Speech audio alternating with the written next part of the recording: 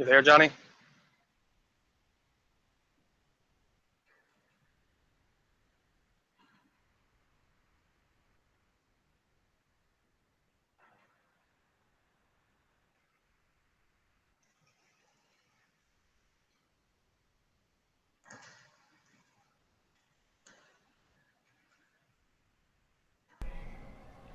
All right. Well, hey, everyone. Welcome to Frontline Online TV. We're doing something new tonight. I know you noticed the background's different. I'm at a hotel in Biloxi, Mississippi, enjoying some family time, some much-needed family time, as you've seen that I've been out uh, traveling and doing ministry. And so I got my co-host, Jacob Maloney.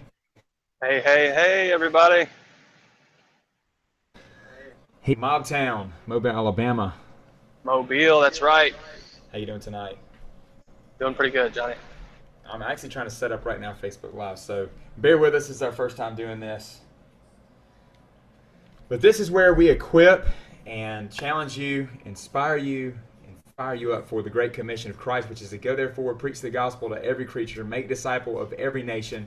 And so that's what we want to do. We want to just give you tools, basically in your toolbox, to help you share your faith. And so it's something we do literally all the time. That's why our motto here is Frontline all the time.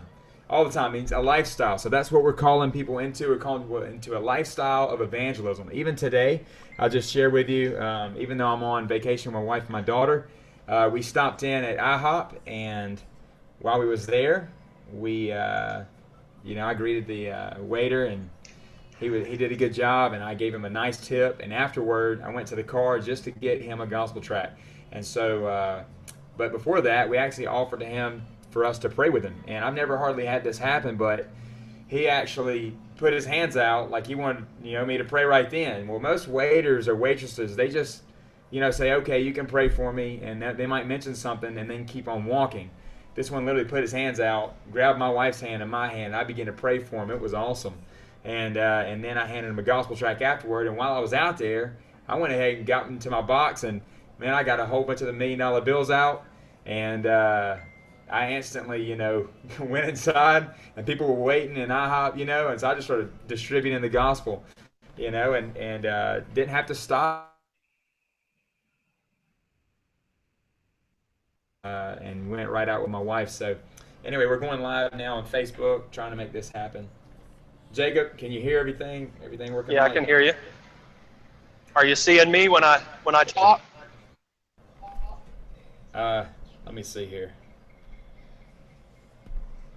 Okay, I think that's you. Okay, this is funny. Definitely a trial and error here. Okay, so now I think we're Facebook Live, and so anyway, hey Facebook, it's Frontline Online TV, and so got you streaming here and then also on YouTube. So tonight we're going to be our new series, which is to not only from topic to topic, but we'll also be sharing with you how you can actually witness to someone of a different religion, someone who believes maybe something else than you. And so I want to give of what we'll be talking about.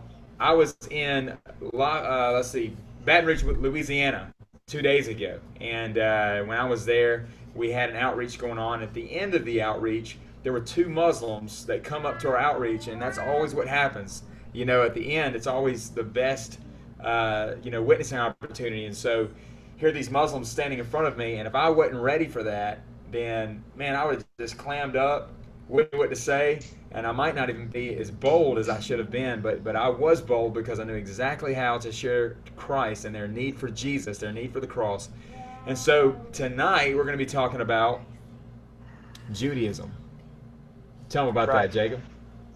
Yeah, we're going to be starting off our series of world religions on the subject of Judaism, and it's a subject that maybe people think they know a little bit about. I found in studying it, I found out a lot of some things I didn't know. We're going to be talking about a lot of different things as far as the demographics of Jewish people, and just how to witness to Jewish people in general. And it's going to be very, very interesting content. I found it to be pretty interesting. And, we're going to do that every week. We're going to tackle all the major world religions. And why not start with the one that Christianity got its back or its foundation from, which was Judaism.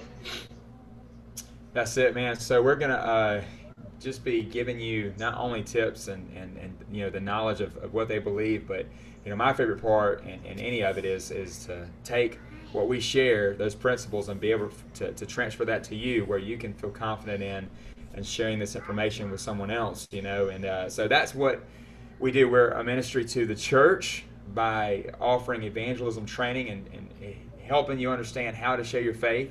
And we're a ministry to the world that we provide opportunities, weekend by weekend, sometimes during the weekdays, for people to get out and share their faith boldly with strangers, and then also teaching you how to share it with your friends, your coworkers, your family.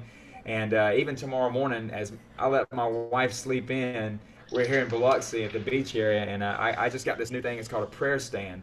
And I'm actually planning on letting her sleep in, and I'm going to go out there by the beachfront and set that thing up and see if I can begin to witness to people. So even though we're here to relax and chill and have a good time, it's still frontline all the time, because the Word of God says, preach the gospel unto every creature. So we're always active, and that's what we're calling you into. That's what we're calling everyone into, is a lifestyle of evangelism. So without further ado, I'd like to start off with prayer.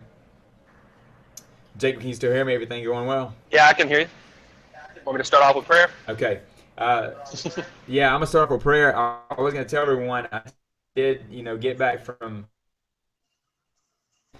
Texas. We did an outreach there in Baton Rouge, and we're going to be talking about that during our segment, which is called Stories from the Front Lines. So we're going to get in that in a minute, but let's go ahead and start off in prayer.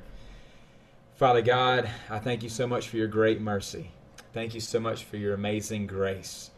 Father, I pray that we could instill in someone else that's watching tonight the principles, the things that you've done in us, that we can be able to share our faith effectively, biblically, and boldly wherever we are, and be able to answer the call to preach the gospel unto every creature, God. I know as the darkness seems to be impeding on us, Father God,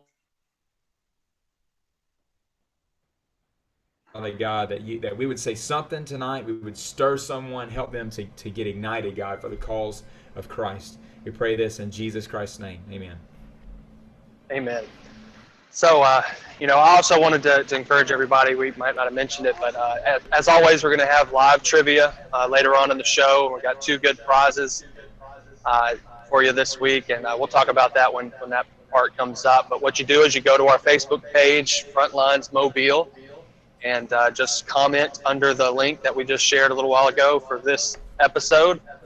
And, the winner will win 2 prizes this week. Also, at the end of the show, as always, we're going to have our live Q&A session. So if you have a question on the Bible, evangelism, or even us personally, feel free to get ready to, ask us those questions when we ask for them at the end. But as always, we like to showcase a quote from famous, preachers or pastors or evangelists. And this week it comes from Chuck Swindoll, actually. And he is an evangelical Christian pastor, author, educator, radio preacher, you name it. And he's also the founder of Insight for Living. And he said this: God has placed you where he has placed no one else. No one else in the world has the same relationships you have. No one will stand in the same grocery store line at exactly the same moment you do. No one else will come across a hungering diplomat in the desert at exactly the same time you do. God hasn't put you in those places merely to model the truth. Listen for the voice of the Spirit to whisper in your ear. Watch for the stranger on the road, and be aware of your opportunities to go where he would send you. So I found that to be a very interesting quote. We talk about things like that a lot, Jonny. We say the bubble of influence. We all have a bubble of influence, and you never know that, who you're going to come across that only you can be that witness to, can be that light. So, I like that quote a lot. And I do too. You know, these quotes that you share week by week, you know, those are things that they're so hard hitting and so powerful, and they call you to action. And that's the thing, you know, it brings out the truth in what we're trying to push out there. And that's, you know, quotes like from Charles Spurgeon and things like that. The reason why we share these things is because these are men who sought the face of God, who went out and you know, did the work of Christ. And so if we are going to do that ourselves, then we should listen to men who have done the work and have you know, cultivated this boldness and compassion inside of, you know, themselves. And that's what we're trying to do inside of ourselves as well. I know a lot of times when I'm out trying to witness to people and share the gospel, I always deal with fear, especially when someone says they're from a Catholic background or a Muslim background or they're a Jew or whatever. Man, it's sometimes you know, it catches you off guard, and you kind of step back, even if you feel comfortable, you know, a level of comfortability with that specific religion, Buddhism or whatever it may be. You know, there's still a level of fear. But you know what's one thing that's great is Ray Comfort, which is definitely our mentor, and also we're in his school. He says he just literally goes deaf when he hears them respond with what religion they are or what they, you know, even if they say that they're homosexual. He just says he goes deaf, and he imagines that they didn't say anything, and he just goes right into giving them the law. So what is that Yeah. like, Jacob? Yeah, I mean, it's no. What you'll find over the course of this series of studies on world religions, really the key to witnessing to them all is pretty similar. Now, of course, we want to do this. We want to study these things and learn a little bit about each one of these religions so that we'll know what angle to come at them with. But at the same time, you don't have to be an expert in, you know, religion. You don't have to get your PhD in religious studies to be able to witness to somebody. And we're going to show you how to do that through the course of the next few weeks.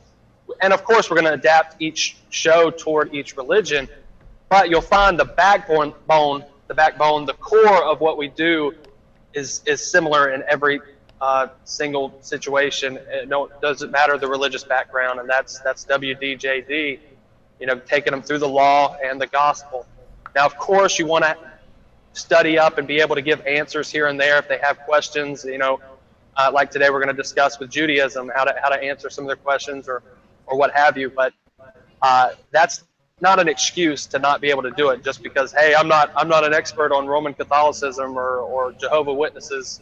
Well, that's not an excuse. You can still open your mouth and speak for the gospel at all times. We got to be like Peter said, you know, be able to give a reason for the hope that we have at any, you know, at all times, you know, and be like we've said in the past, Jonny, you got to be able to preach the gospel only 2 times, in season and out of season. That's right. That's right. There's no doubt. I'm trying to fix something on our show here. It says that it's not going back and forth like it's supposed to. So once again, people, I'm sorry about if anything looks bad or sounds bad. This is our first time doing this, so please bear with us. This is not how our show usually goes. Usually we're together, but we will have some weeks that will come up where you know, we'll have to do this. And so anyway, as we kind of get the understanding, I got a guy helping me.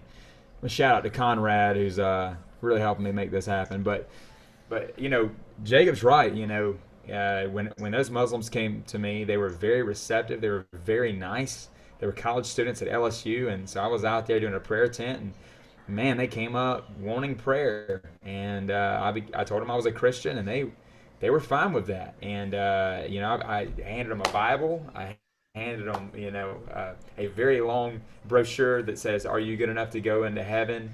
And it shares the gospel as good as it possibly can. And anyway, they heard me out. I went through the entire thing. I went through the law of God. I went through the need for Christ, how He paid for sin on the cross. Went through all of that, and they heard the entire thing. And then even afterward, when I told them, you know, that they, you know, what God's asking them to do is repent from their sin, to turn from their sin, and to place their trust only in Jesus Christ, only in Him alone. And you know, they never had a rebuttal for me. They never said anything against me. They let me hey, I'm going to receive Christ right now, but I'm telling you, I definitely put the ball in their court. And the thing was, when they said they were Muslim, instantly in my mind I thought, just go deaf. Don't think that they're saying, don't just forget basically what they said, and just go right into it, like I do with every single person. And it's like Ray Comfort says, if you shut someone up underneath the law, they're going to need the cross. And it's really beautiful, and it's really simple. But like Jacob said, it is good to know a little bit of background. I know my own personal experience when I was witnessing to someone who is Buddhist and someone who also is Mormon and Jehovah's Witness. It was good for me to kind of know something about what they believe, because I had, it helped for me to be able to direct the conversation and share why they need Christ. And also, if they're trusting in works-based salvation, which all of them are their own works, a lot of times too, that's helpful to know too, so that you can show them that you cannot be saved by works, because we've already sinned, and that sin incurs judgment. Yeah, that's right. So, I guess we'll go ahead and jump into the main topic of the show, and that is, Judaism. First, before we even jump into Judaism, I'd like to discuss, some of you may be wondering, why would you care to study world religions? Well, let's imagine a scenario. Let's say you're on Fox News Live and CNN simulcast. You're on a live show, millions of people are watching.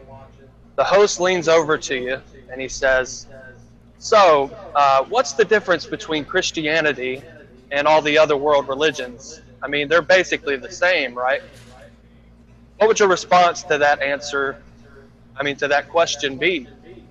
The sad truth is that many of us are not nearly as prepared to answer that question as we probably should be. What is the difference between Christianity and other religions? Why do I need to know the difference? Why do I need to be a Christian instead of being a Buddhist or a Muslim or a Jew or what have you? So, that's why we're going to be doing these things. That's why there's so many good reasons to study world religions. Number one is to know the truth. We want to know the truth. The truth will set you free. Of course, we study the Bible. The Bible is always our backbone and our foundation as a Christian. But we also, we need to see what these other people believe, so that we don't fall into those deceptions.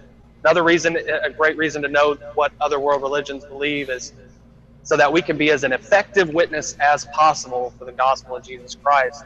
That's right. And also to be able to recognize, like deceptions that people fall in, specific deceptions that people fall under, so that we can reach them with the gospel. And, also to just protect ourselves, our families, our friends from, false religions and false teachings. And because a lot of people nowadays will actually try to merge a lot of these religions and make them into one. There's a New Age movement of mixing Buddhism with Christianity and this and that. So, we're gonna avoid all that. And one thing I wanted to say specifically is much of the study, the material from this series that we'll be doing is actually coming from a couple sources, two great sources. One is World Religions in a Nutshell by Ray Comfort. A very good book. I encourage, if anyone who really wants to dive into those studies, it's a great book to start. It's not huge. It's a pretty good, decent size handbook. It puts it in plain terms on what they believe and how you reach them. And another one is from our friend Andrew Rappaport, very good friend that we met up in Washington, D.C., and his book's called What Do They Believe? And it's a systematic theology of the major Western religions. So a lot of our material is going to come from those two books. So if you'd like to learn more, I encourage you to go out and get those books, because they're very, very good. I've enjoyed reading both of them. So the first religion that we're going to tackle is Judaism. Just to throw out some demographics real quick, there are approximately 14 million Jewish people in the world today. Little more, little less, somewhere around there. And Judaism is ranked as the 6th largest organized religion in the world. So, now here in the South, I know what you might be thinking. Hey, how often are you running into, Jewish people? Well, it's not that often. It is sort of a sparsely populated area for Jewish people. But we still have, Jews down here. There's a synagogue not far from where I live, and for no other reason than to know specifically about, of course, Johnny, as you know, I don't think I'm tripping you up here, but I believe Jesus was a Jew. Am I correct on that? I'm not hearing you. Well, for some reason, I may have lost connection with Johnny. No, you didn't. Hey, I'm here. I'm sorry. Okay. I'm muted. Once again, I'm trying to figure all this out. I was trying to mute myself so you wouldn't have to hear me. And my wife and daughter's in here also with me as well. So, she's running around. But hey, yeah, I was going to say, I'm going to have to fact check you on that, Jacob. I'm going to have to Google it. You're going to have to Google it on Jesus being a Jew? Google it. Yeah, I'm going to have to fact check. I'm not sure. Well, as we know, of course, Jesus, was from Nazareth, and he was a Jew, and so it's important to know. I found the Jewish culture fascinating. Anyway, I mean, it's the feasts and the festivals and Passover and things like that are very interesting to me. So, one important thing I did want to note, however, is that although Christians do believe in the God of Abraham, Isaac, and Jacob, and we do follow the Jewish Messiah, who's Jesus Christ, we actually don't have as much in common with Jewish people as you may think. For instance, being Jewish is not the exact same as being a follower of Judaism. A lot of people don't realize that. Some people kind of loft them in the same group. I'll put it like this: if your mom is Jewish, then you're Jewish, no matter what you believe. I mean, that's just simply kind of how it works. You're not necessarily a follower of Judaism just because you're Jewish.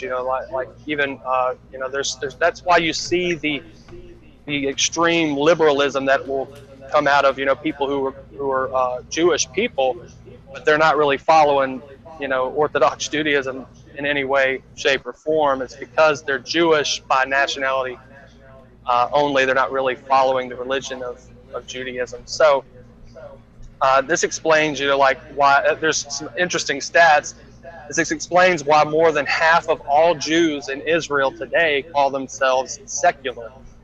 And according to a recent study, only 30% of all Jews are absolutely certain that God exists. 34% are somewhat certain, and 36% are either not sure or do not believe in God. So yes, it's possible to be secular, agnostic, and even atheistic and still be Jewish. So I thought that was kind of interesting. Wow, man, that is. I'm telling you, I'm over here trying to, while you're talking, I'm trying to get this video thing to work right. It's not bouncing back and forth like I was saying. But, what it all boils down to, for me personally, when I'm with someone, like we talked about many times, Jacob, we know very well, and I think some people don't, that every other religion out there is all works-based religion. What that means, and let me clarify, works-based salvation. And so, so what that means is that Christianity is that God came to us, God came to man. Religion is, our works-based salvation is man trying to get to God.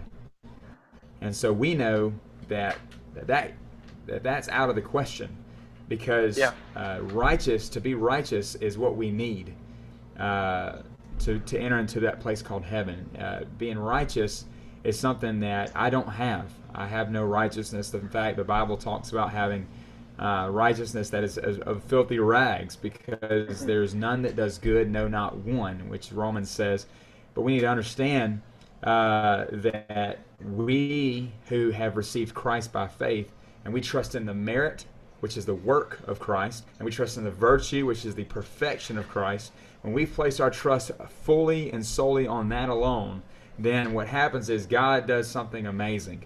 And the courtroom of eternal affairs, which is heaven, that place of judgment, which God set aside to judge the world in righteousness a day. Even David, I'm reminded when he said,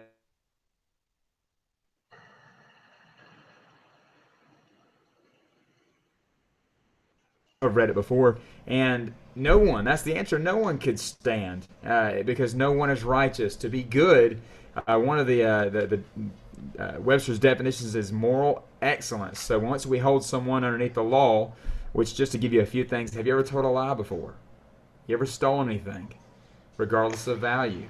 You ever took God's name in vain before, said, "Oh my God," or Jesus Christ, in a way of using it as a cuss word?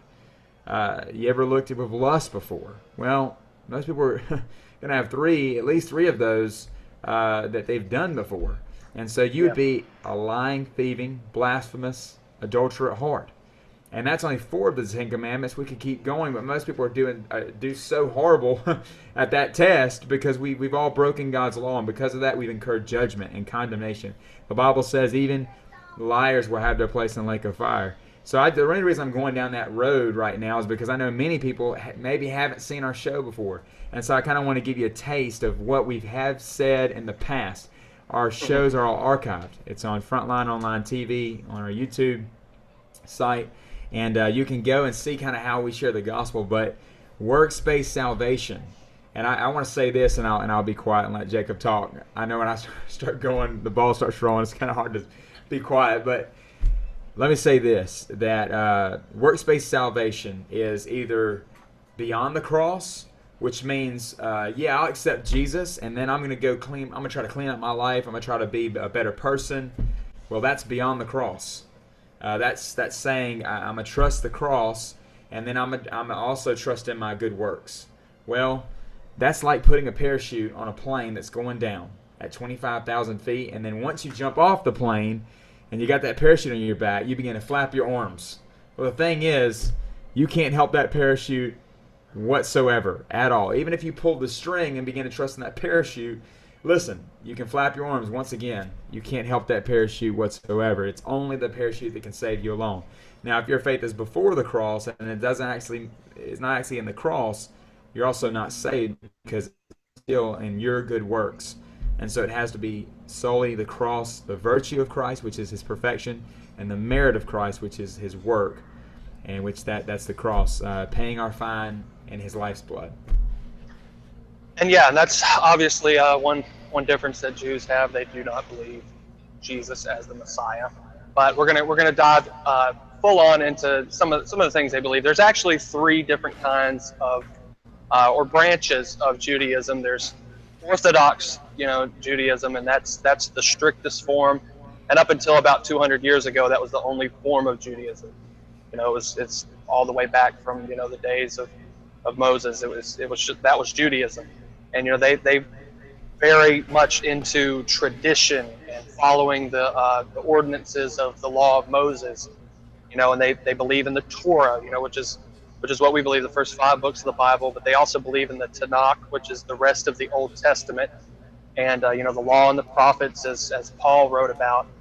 And they also actually have other writings that they believe as well, like extra biblical commentaries, like the Midrash and the Mishnah, and also rabbinical teachings called the Talmud.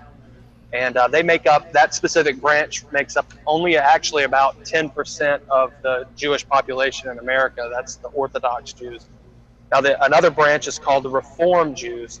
And they're on the opposite end of the spectrum from Orthodox. They're very, very liberal side of the modern movement of Judaism, and it began kind of around the 18th century, and sought to kind of bring the outdated and out of touch practices of Judaism into the to the modern age. And they say they keep the good values of Judaism without being strict or following strict laws. And these actually make up the majority of Jews that you'll meet today, are these Reform Jews. That's why you have a lot of these guys that a good deal of the Jewish population doesn't even believe in things like hell.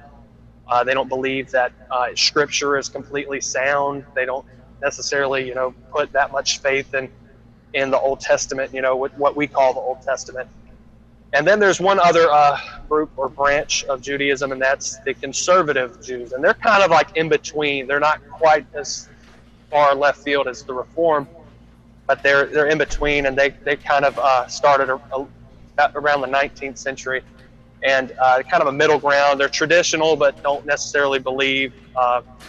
They believe the rabbis can actually kind of change the the laws to suit the times and stuff. So they're not quite as sound as the Orthodox Jews. So because Judaism emphasizes behavior more so than like theology, there's kind of a wide variety of beliefs in Judaism. So it's kind of hard to generalize completely what each branch believes. Because it's just a lot of variety. Some of them, are really free. And like I said, even some Jewish people are even atheists, and Reformed Jews don't even completely make you believe in God. They can say, it's kind of like a metaphor, and it's more about their tradition and stuff like that. So that's why it's kind of hard to make complete generalizations about their beliefs as a whole. But for our purposes, the method of reaching them is similar with the gospel. I mean, we're going to go over some of the tips to reach Jewish people. Number one is do not be. Of course, there's one other branch of Judaism that I didn't mention, and that's of course Messianic Jews. That's Jews that actually still follow the Orthodox Jewish practices, and but they are actually believe in Jesus as the Messiah. So obviously, we're not. Those are people who are saved, and we're trying to reach the ones who don't believe in Jesus. So for our purposes, I was just mainly talking about those. But as far as what I was saying is, don't be intimidated by thinking that if you talk to a Jewish person that they're going to be, very studied or well versed in the Bible. There's actually a good chance that you know more about the Bible than they do, or even the Old Testament, because as I mentioned, not all Jewish people are well acquainted with the Bible. They don't put that high of importance on the Bible. Also, another key one, it's kind of an obvious one, but don't use the word Jews, too often, because it can be looked at as anti-Semitic to just say, oh, those Jews over there, that can be taken as offensive, or,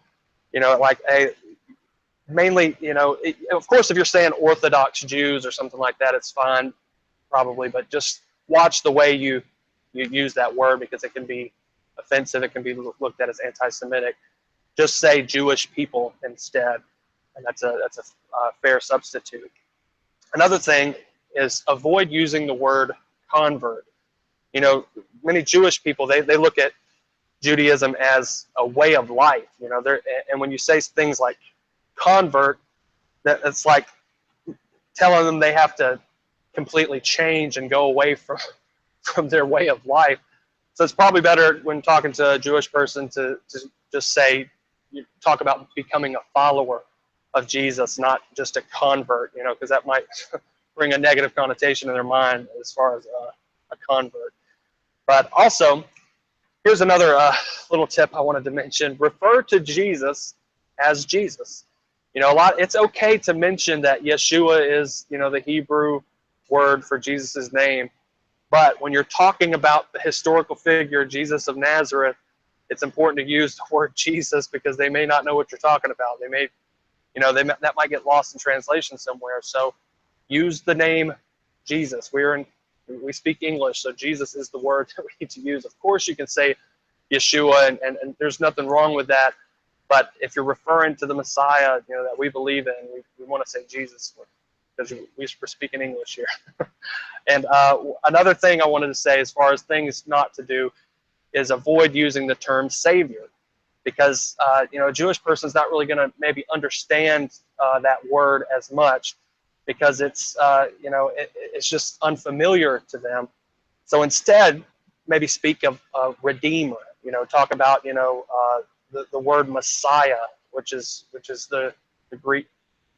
Which is the word for the coming person who's going to come in the future and was prophesied about. And because of Passover, the concept of redemption is actually more familiar than salvation. So it kind of you can explain that just as God helped freed the children of Israel from slavery in Egypt, now He's here to free us from the slavery, which is sin. And He's here He sent His Son to be our Redeemer. So you back on with us, Johnny? I'm with you, man. Can you hear me? Yeah, I can hear you. For there for a little while, I couldn't see anything coming from your feed, but Great, man. I had to make me some coffee, man. You know I gotta have my go juice, man. Gotta have it. yeah, gotta have that juice, huh? Oh yeah, man. Well, that's incredible information, and anyone that's watching right now, if you have any questions that come up in your mind as Jacob begins to talk about this, because he's going more in depth than I even, when we began to talk about this series, it was exciting to me because there's so many people out there that's a question. That's one of those main questions we get. What about other religions? What do you say to this person? What do you say to that person?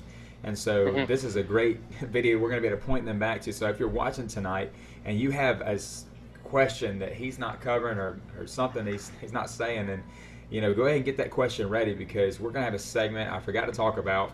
We're going to have a Q&A segment, and that's going to be live, and we're going to be answering some questions. And you can go to our Facebook page, which is Frontlines Mobile. You can see that on the bottom of your screen here. And so go join the group, and you can ask that question. And of course, we'll have our trivia time, and we have a good trivia question. I'm sure Jacob's got something lined up. Yeah, I do. On your sleeve. But before we move on from that, I just wanted to kind of mention a couple other things. It shouldn't necessarily surprise us that Jewish people can be difficult to reach with the gospel. In fact, our friend Andrew Rappaport, we met in D.C., author, and he's the head of Striving for Eternity Ministries. I heard recently an interview where he was discussing his personal testimony, and he actually said that he was taught to believe that Jesus was actually the God of the Nazis. That sounds crazy to us, but it's true. They looked at, because of what Hitler did, he used religion as a platform to gain power, just as most historical figures and people who've gained power in the past have done. They use religion as a crutch to get there. But see what Hitler did. Of course, we know that he infiltrated the church and set up fake Nazi pastors and started doing things that is very opposite of the Bible, which, especially biblical Christianity. Biblical Christianity shows love. It's soaked in love, whereas Hitler and Nazism was soaked in hate and racism and things. So, when you hear things like, man, they really believe that, that person over there holding that cross and that Bible, they're talking about the God of the people who killed 6 to 10 million of my people. So that kind of makes it clear why there's some angst and some reluctance to hear the gospel from Christians from the Jewish population. Also, there's some confusion as well, because a lot of Jewish people believe that all Christians are like Roman Catholic. They think the Pope is the head of the church, and so they also think that, I guess all Christians are breaking the first and second commandment and setting up idols and worshiping Mary. They actually believe a lot of that. They lump us all together sometimes, and they believe that all Christians are Catholic. So it's kind of hard to understand what. I mean, it's easier to understand why they are difficult to talk to about the gospel when you get a little bit of the background. Why? Well, number one, they think we're all Catholic, and number two, they think that Hitler was a good servant of Jesus, which is of course not the truth. So part of what we need to do as Christians is to educate and be willing to explain things. Of course, biblical Christianity, Jesus told us to love our enemies and pray for those that despitefully use us. Hitler killed people and millions of people, so that's obviously a big difference. So, if you ever want to hear Andrew Rappaport's testimony, it's actually online, I think, on their strivingforeternities.org. It's very interesting testimony and how he got saved and stuff, and being a Jew, so that's definitely related to what we're talking about today. That's that what Andrew told me. You just said.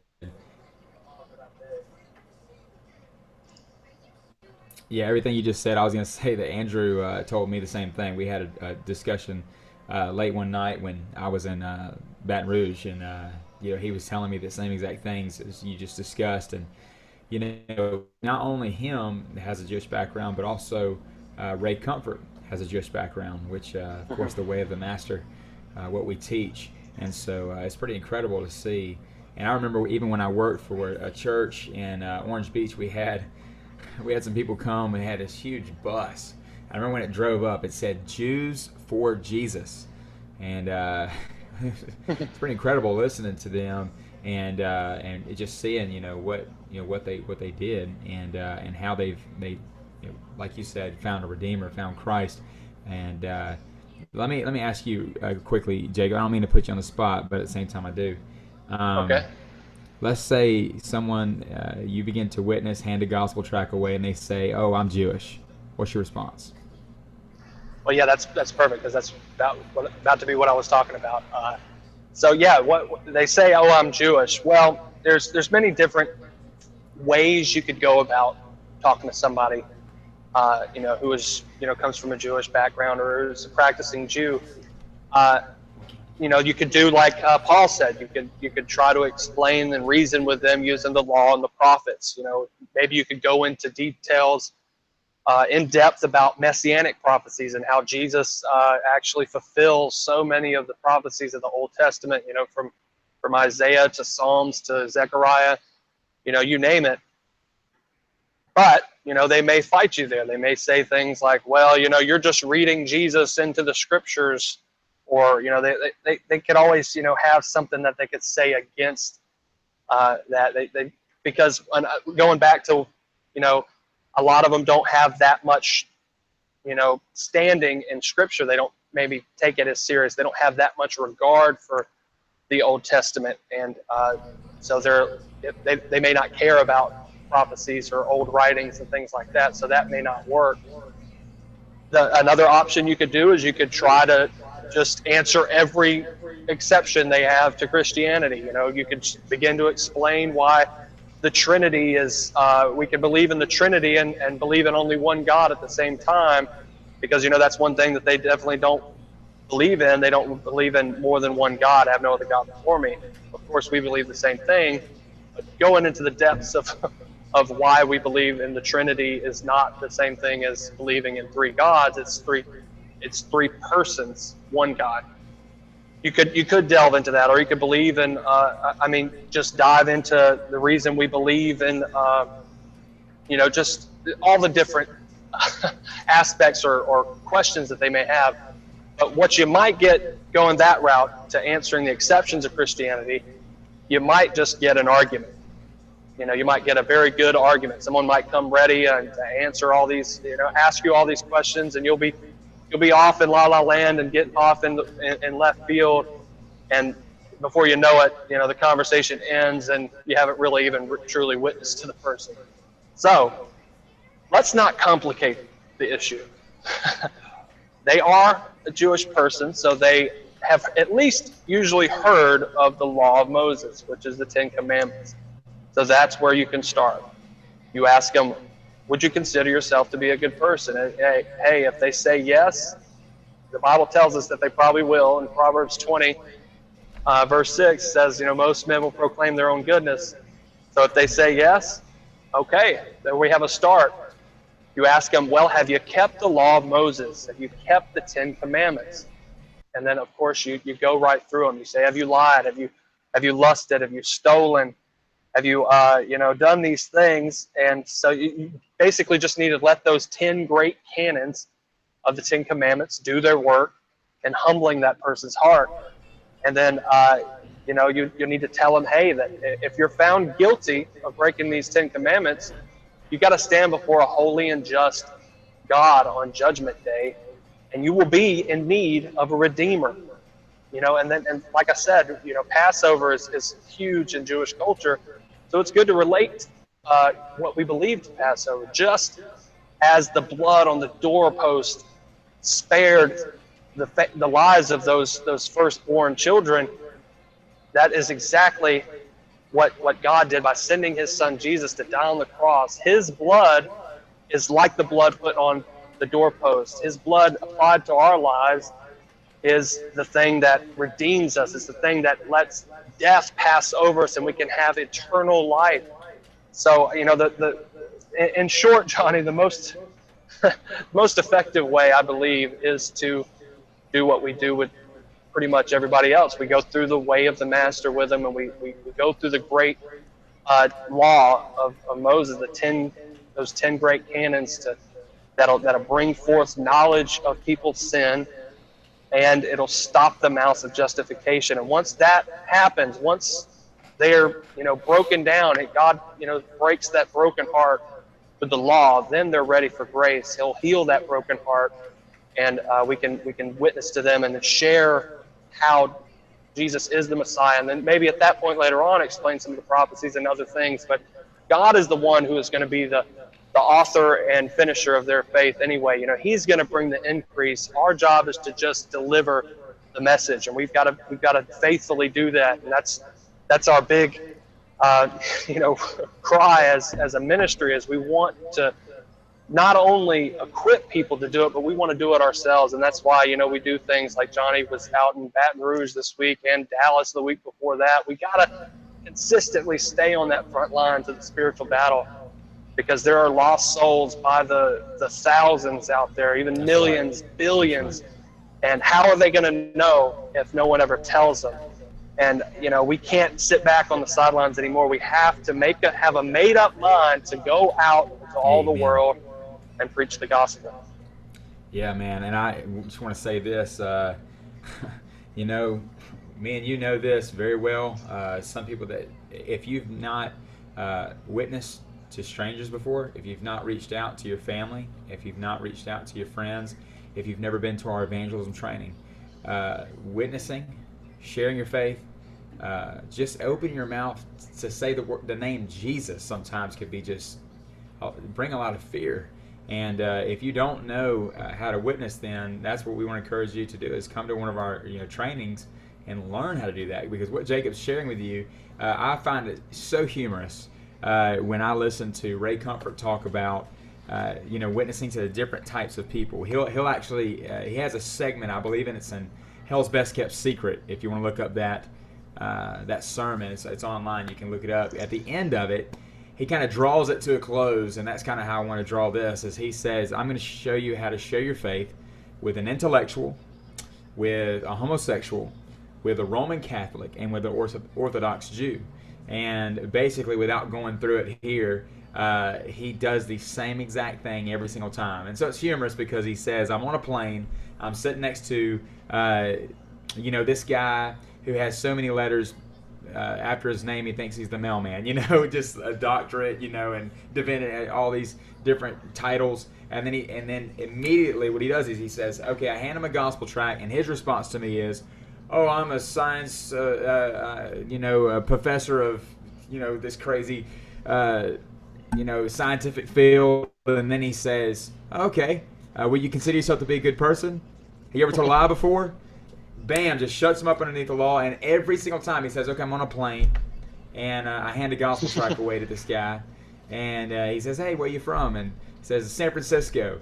And he says, what's a gospel tract? And the guy responds by saying, oh, I'm a homosexual. He says, oh, okay, will you consider yourself to be a good person? Yeah, okay, well, you ever told a lie before? Once again, just shutting them up under the law, and it just goes on. Doesn't matter who you're talking to, it's the same exact thing. Those 10 great canons are going to point at any person, and they can't escape it. Once you shut someone up underneath the law, their mouth is stopped, because there's two great functions of the law of God. And the first is, of course, to be a mirror, to show themselves their imperfections, to show themselves themselves in truth. And then the second one is to stop the mouth of justification and to leave the entire world guilty before God, not just the Jews. And so I thought we'd like to end that segment with that, because that's really, when it gets down to the bare bones of this thing, if there's a Jewish person in front of me, some of the principles that Jacob showed you about what words to use, and those things are so important. Even some of the things that he shared, through his research, are some of the things I have put into my toolbox, so to speak. Some words that I'm not going to use any longer. But you better believe, when someone says I'm Jewish, I'm just going to go death, pretty much. I might use some different words. I have that now, I'm understanding. That's going to help me. But every time, I'm just going to respond the same way. Would you consider yourself to be a good person? Yeah. And that's how we witness to people. Yeah, it's important not to get distracted or discouraged if you, or especially intimidated, no matter who you're talking to. So yeah, of course, we wouldn't be doing this study if we didn't want people to learn a little bit of different things about different religions. But obviously, at the bottom line, not knowing about a certain person's belief system is not an excuse not to try to witness to them. And I believe we've just discussed that. So if you want more information on that, on Judaism, or if you have any other questions you'd like to ask us, get ready, because we're going to be doing a Q&A session in just a little bit. But right now, we're going to go ahead and do Frontline's trivia question of the week. Trivia question. So get your typing fingers ready. You can send that to our Facebook page at Frontlines Mobile under our latest link that we shared under there, or you can text us or whatever with the answer if you'd like. So here is the question. According to Jewish belief, how many total commandments are found in the Torah, or the first 5 books of the Bible, the books of Moses? I'll ask that again. How many total commandments are found in the Torah, the first 5 books of the Bible? So, like I said, if you got an answer for us, go ahead and send that in to us. It's a pretty good sized number. If you, I'll give you, that'll be my one hint this week. See if you can find that. People might have to Google that one, Johnny. I'm not sure, but I did want to go ahead and mention what the prize is. We got a double prize once again. The winner will win Ray Comfort's brand new book, Fat Chance: Why Pigs Will Fly Before America Has an Atheist President. Very interesting book. And also, this week we're giving away Audacity movie, which is the movie that just came out less than a year ago. And it's very, very potent film on the subject of homosexuality, and it really, it's actually a live-action movie, and not just a documentary. It's actually a film. So it's very, very interesting film. So the winner this week will win Audacity and Fat Chance. So we're waiting on your answers to that question. Johnny's adding sound effects here and there. I hear them actually I'm now. trying to. I'm sorry. I'm actually making some mistakes here. Sorry about that. I was about to say, I don't think I told a joke. I heard a once again, guys, please, just kind of bear with us here because we're figuring this whole thing out. But yeah, anyway, I was going to share with the viewers that, I don't know if you had told them yet, but stories of the week, is that we went to Louisiana when the 3 officers were shot, and went to Dallas. The 5 officers had, lost their life, and so it was just an incredible experience. Me and Brandon Mosley went, and we did an interview with him last week on a show. Just an incredible thing. Things happened there. We met hundreds of people, gave away gospel tracts, shared the gospel, countless officers. We passed out more gospel tracts than I've ever done in my entire time with Frontline Ministries. And so we did open air preaching. We loved on people, did prayer tents. I mean, it was non-stop evangelism from the time we showed up to the time we left. And even as we left in other places, as we were going, we were sharing the gospel. So it's non-stop, and it is Frontline all the time. And so there were several stories I wanted to share, but one of them in particular was I was handing out gospel tracts at actually a funeral. And at this funeral, there were thousands of officers, and this one officer grabs my arm, literally just turns me around, and she just says to me something that just so blew my mind, because I've never had this happen in the last 3 years of open witnessing. She said, how can I know that I can be right before God? Basically, she said, how can I know that I'm going to go into heaven? And so I was able to share the gospel with her. She gave her life to Jesus on the spot. And there's many other stories like that. Like I had 3 teenagers give their life to Christ after 15 minutes of sharing the gospel with them in a parking lot. So countless others gave their life to Christ through these mission trips. And so anyway, I want to thank everyone who made that possible for me to go. And so now, we're looking, back into our city, because we're going to be doing some other outreaches in Mobile County. So be watching our Facebook page for that. I think we got some answers rolling in, Jacob. Okay, you got any right ones yet? I'm actually need to look. Let's see. Just shout them out to me. 613.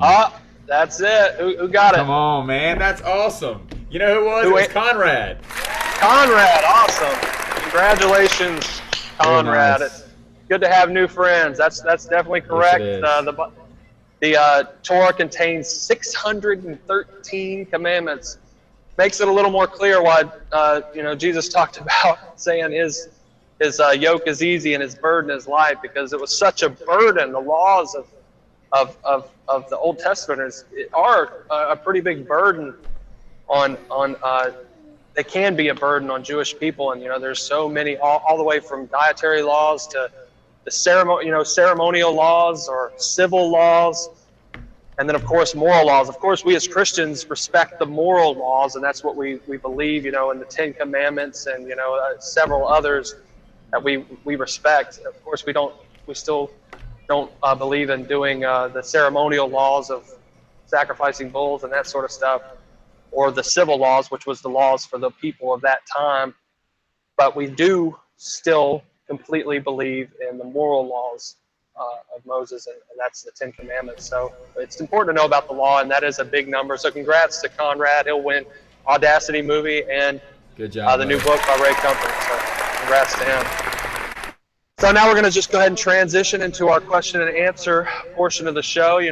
We're ready for your questions if you've got them. I've actually already have one question ready, Johnny. I thought was kind of interesting, and it's something good to point out as well. And it's this. It says, why are so many Christians pro-Israel if Jews don't trust in Jesus? Well, that's a fair question. I do believe in being pro-Israel, as far as, you hear things about, politics and things like people maybe not supporting Israel as much as others. And of course, as a Christian, I believe in supporting Israel because, the Bible does talk about how he will bless those who bless you. And he's talking to Israel. It says, I'll bless those who bless you and I'll curse those who curse you. So of course, I believe that follows suit today. I'd rather be on the side of God's blessings and bless Israel, lift up Israel and pray for Israel, because, and as a matter of fact, they are God's chosen people. Now, and that's actually one thing I wanted to talk about as well with Jews. A lot of Jewish folks, that's one reason they don't believe that there's, they're going to have any bad negative consequences in their actions, because some of them kind of believe they got to get out of hell free card, and that's because they're Jewish. They say, well, we're God's chosen people. So that's another key, reason to bring out that understanding that God said he's going to judge the world in righteousness. And remember, God is not just the God of Israel. He's the God of the entire universe. He's the one true God. Now, they do believe in Jehovah, but they do not believe in his son. They reject the Messiah. So if they are found on Judgment Day without having their sins, cleansed and being found under forgiveness that is only found in Jesus, then unfortunately, that they will end up in that place called hell. And that should stir us up. That should wake us up. We don't want, them to go to that place. We don't want anyone to go to that place, so it's important to be prepared and to talk to them. But in short answer, yeah, we're pro-Israel because the Bible says to be. What do you think, Johnny? Jacob, it's slowing down, but there's another question. I don't know if you were done yet or not. No, I'm still there. I'm still seeing you. Anymore. Okay, good. Hey, are you ready for another question? Yeah. Okay, great. Here's another question right here. Why do Jews not understand the messianic prophecies? Well, as I was saying a little while ago, sometimes they've been trained, of course, to not believe in Jesus. So they kind of will turn a hard heart against the things of God. And they'll, just as the Bible even mentions in the Gospels, how, the Sanhedrin concocted a plan or a scheme to discount the resurrection story, and and many Jews still believe that today, that the disciples came in and stole his body or whatever. So for the same reason, they were taught things back then that is followed still today. They've also been taught against the things of God. And in fact, there's one of the main chapters of prophecy, messianic prophecy, is Isaiah 53. A lot of Jewish scholars have kind of hidden that chapter and not even put it on public display, and kind of they don't talk about that one very much, because it so clearly describes the crucifixion and Jesus. He was bruised for our iniquities. The chastisement of our peace is upon him. By his stripes we are healed. That sort of imagery is very profound. So a lot of them don't even talk about that. So the reason they kind of maybe ignore messianic prophecy, one reason is because they're taught against it. So that's one important reason to mention it. Mention prophecy. Mention these Old Testament, because one thing to make sure not to do is not to pretend like, hey, as a Christian, we don't have to listen to the Old Testament anymore. No, with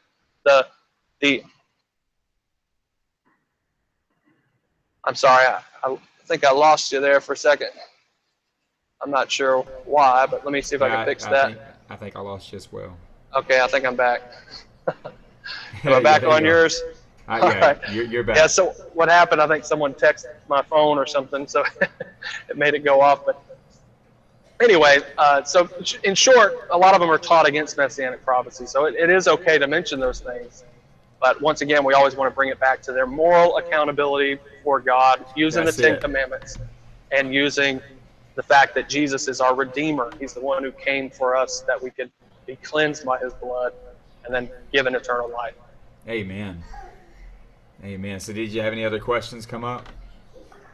I think someone just sent something, but I can't look at it. It's on my phone. Man, you were doing so well that you like covered it all. I mean, usually I kind of want to add in a little bit, but that was very well said. Guys, I wanted to remind you that tomorrow morning, I don't know, Jacob, I don't know if you got any outreaches planned, but I was just going to remind the viewers that tomorrow morning, I'm actually in Biloxi, Mississippi on the beach, and just taking a day or so to just spend time with my girls, my wife and my daughter. And so, Gracie, you want to come over here and let everybody see you? Come say hey. No. Okay. Anyway, she's being shy, but yeah, tomorrow morning, actually, I'm gonna let them sleep in, and I got a new thing. It's called a prayer stand, and I'm gonna be setting it up on the beach right here in front of our hotel. Let them sleep in and do that and see how it works. And so y'all be praying for me in that effort. How about you, Jacob? What you got going on this weekend? Yeah, man, I definitely want to encourage everyone to, if you don't have a home church, I encourage you to get in church. As believers, we need to come together and fellowship with other believers. The Bible talks about, don't forsake the assembling of yourselves together. We need to come together and get ourselves in church. Like David said, I was glad when they said it was time to go into the house of the Lord. So make sure you get in church tomorrow. I personally go. I'm here at the Cross Church of Mobile right now. Actually, that's where I'm filming from. So if you don't have a home church, come see us. We're on 3700 Cottage Hill Road.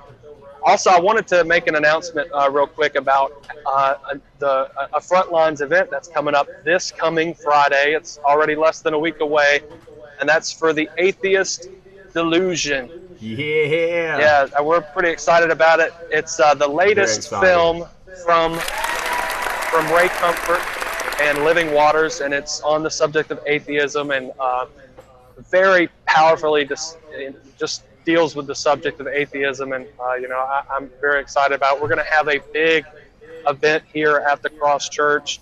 So, even if you go to another church, you're welcome to attend this event. We're going to have our big Frontline screen here at the church, and we're going to have a HD projector and free popcorn, free drinks, just going to have a great time.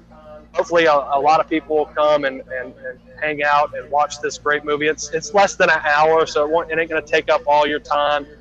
And it's a free date night, if you will. So, bring your family, your friends, or hey, if you have an atheist friend, invite them as well. So, hey, what could it hurt to come watch this free movie, man, and get some free popcorn and drinks? Yeah.